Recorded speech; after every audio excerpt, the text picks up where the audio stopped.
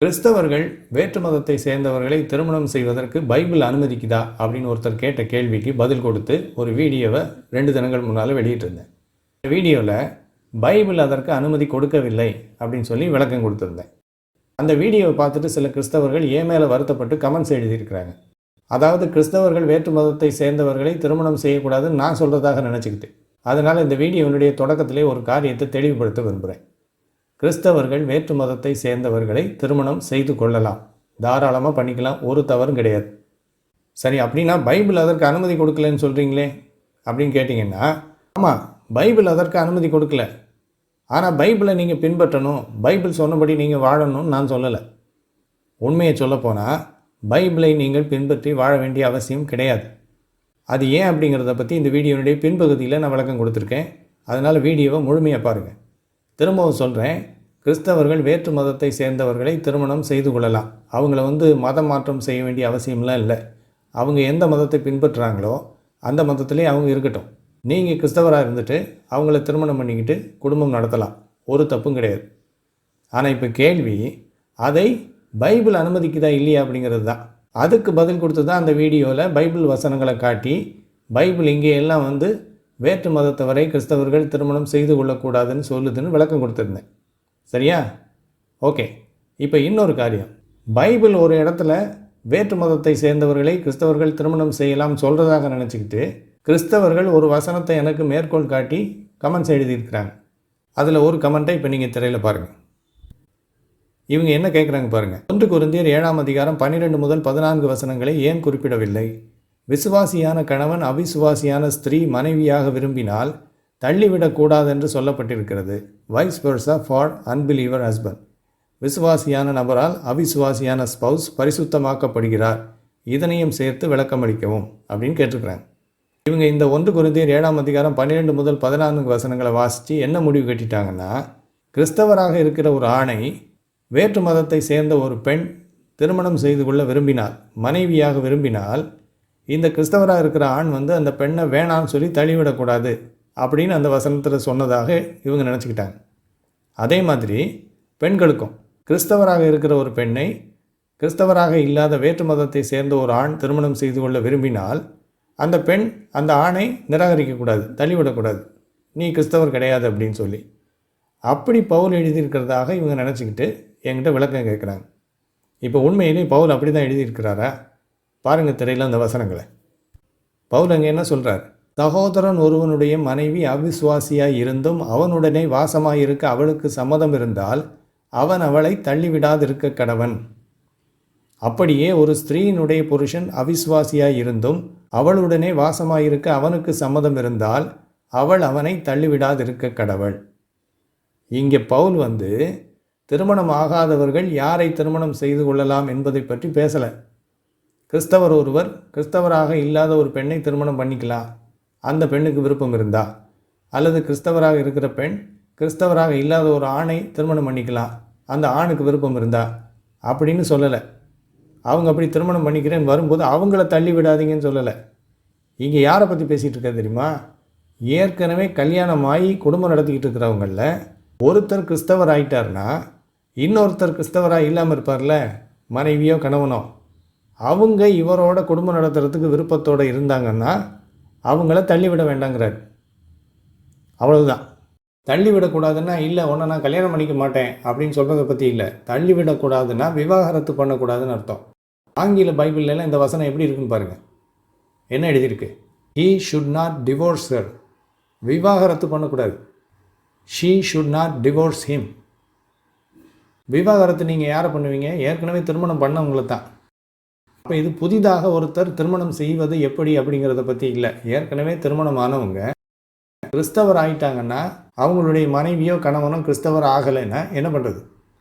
அவங்கள தள்ளி விடுறதா, விவாகரத்து பண்ணுறதான்னா இல்லை, பண்ண வேண்டாம். அவங்களுக்கு உங்களோட வாழ்கிறதுக்கு விருப்பம் இருந்தால் தள்ளி விடாதீங்க, விவாகரத்து பண்ணாதீங்கன்னு சொல்கிறார்.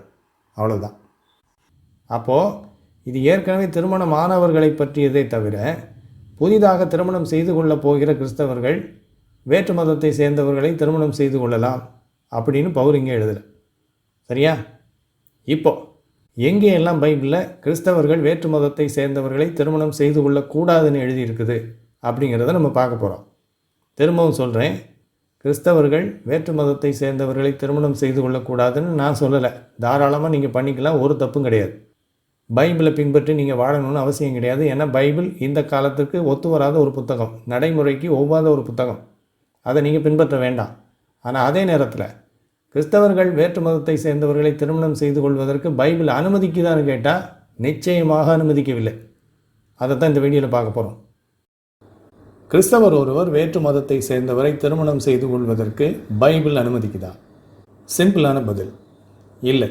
எப்படின்னு பார்ப்போம். பைபிள்லேருந்து சில வசனங்களை காட்டுறேன், இதை திரையில் நீங்கள் பாருங்கள். உபாகமம் 7ஆம் அதிகாரம் 3 முதல் 4 வசனங்கள். அந்த வசனங்கள் இப்படி சொல்லப்பட்டிருக்குது. அவர்களோட சம்பந்தம் கலவாயாக உன் குமாரத்திகளை அவர்கள் குமாரருக்கு கொடாமலும் அவர்கள் குமாரத்திகளை உன் குமாரருக்கு கொள்ளாமலும் இருப்பாயாக. என்னை பின்பற்றாமல் அந்நிய தேவர்களை சேவிக்கும்படி அவர்கள் உன் குமாரரை விலக பண்ணுவார்கள். அப்பொழுது கர்த்தருடைய கோபம் உங்கள் மேல் மூண்டு உங்களை சீக்கிரத்தில் அழிக்கும். இங்கே என்ன சொல்லப்பட்டிருக்கு? அவர்களோட சம்பந்தம் கலவாயாக. அவர்களோடனா யார்? வேற இனத்தை சேர்ந்தவங்கள. அவங்க கூடலாம் நீ சம்பந்தம் வச்சுக்கக்கூடாது, திருமண பந்தம். அவங்களுக்கு நீ பொண்ணு கொடுத்த அல்லது பொண்ணு எடுத்த அப்படின்னா என்ன பிரச்சனை வரும்? அவங்க அவங்க கும்பிட்டுட்டு இருக்கிற கடவுளை ஒன்றை கும்பிட வைப்பாங்க. அப்போ கர்த்தருடைய கோபம் உங்கள் மேல் மூண்டு உங்களை சீக்கிரத்தில் அழிக்கும். அப்போ கல்யாணம் பண்ணுறப்போ வேறு இனத்தை சேர்ந்தவங்க, வேறு ஜாதியை சேர்ந்தவங்களை கல்யாணம் பண்ணிக்கக்கூடாது அப்படின்னு சொல்லி பழைய ஏற்பாட்டில் கர்த்தர் சொல்கிறார் அவருடைய ஜனங்களுக்கு.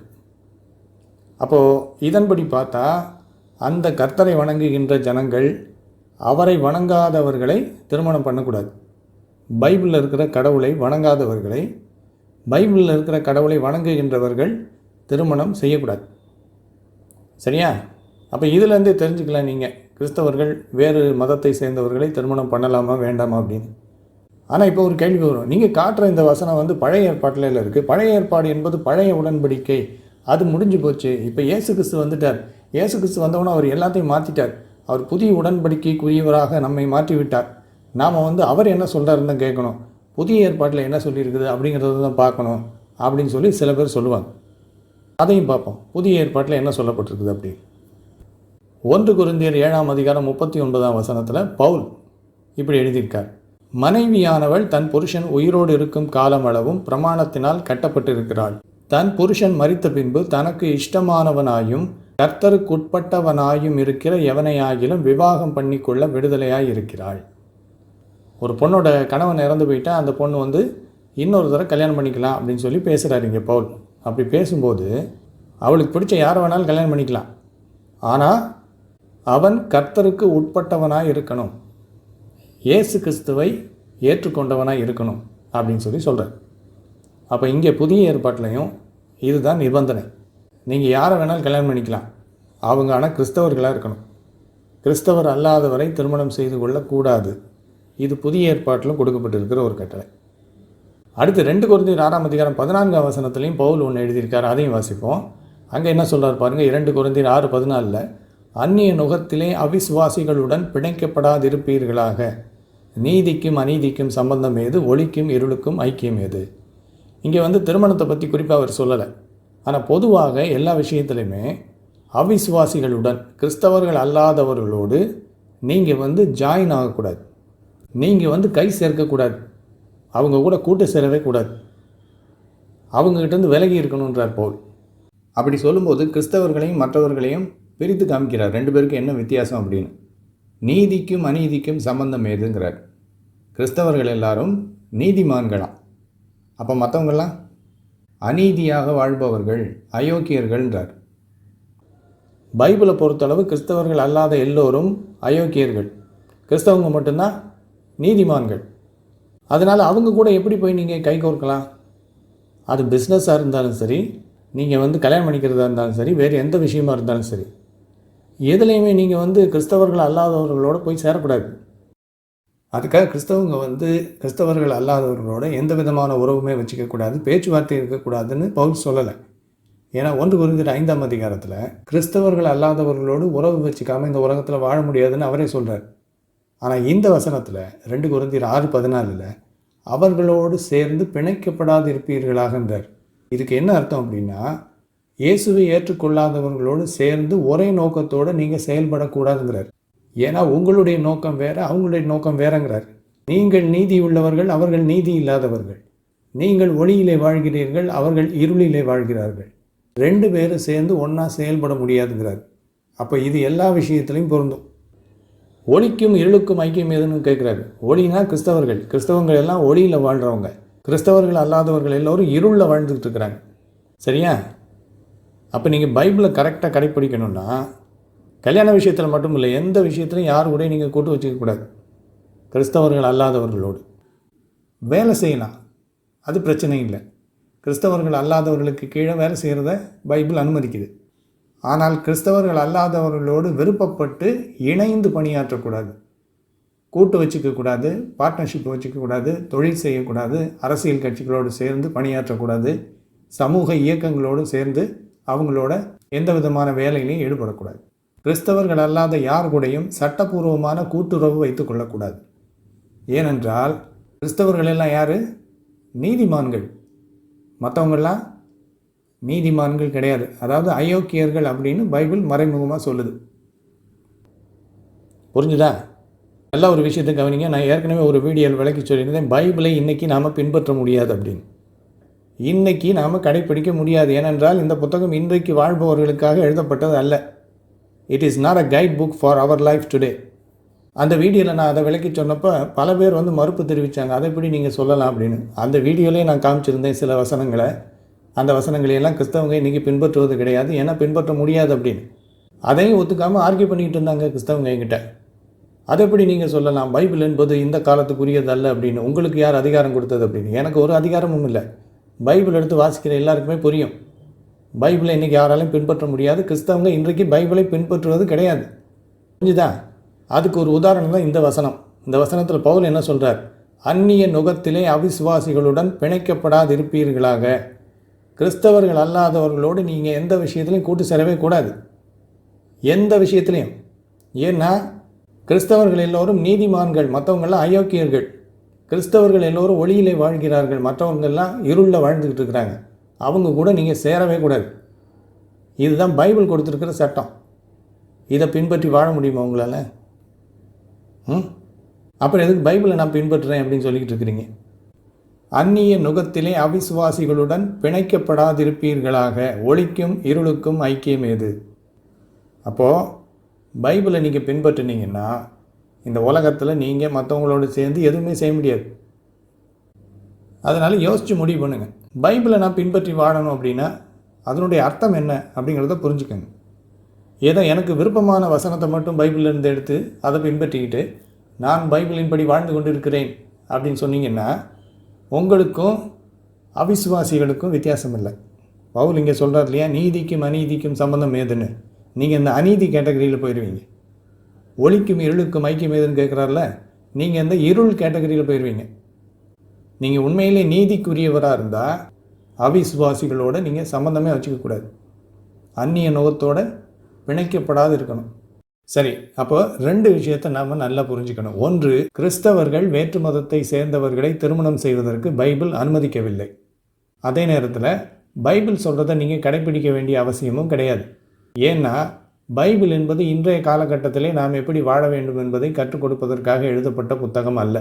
இதை பற்றி ஏற்கனவே தனியாக ஒரு வீடியோவில் விளக்கமாக பேசியிருக்கேன். பைபிளில் எந்தெந்த வசனங்களை எல்லாம் கிறிஸ்தவர்கள் இன்றைக்கு கடைப்பிடிக்காமல் ஏமாற்றிக்கிட்டு இருக்கிறாங்க அப்படின்னு.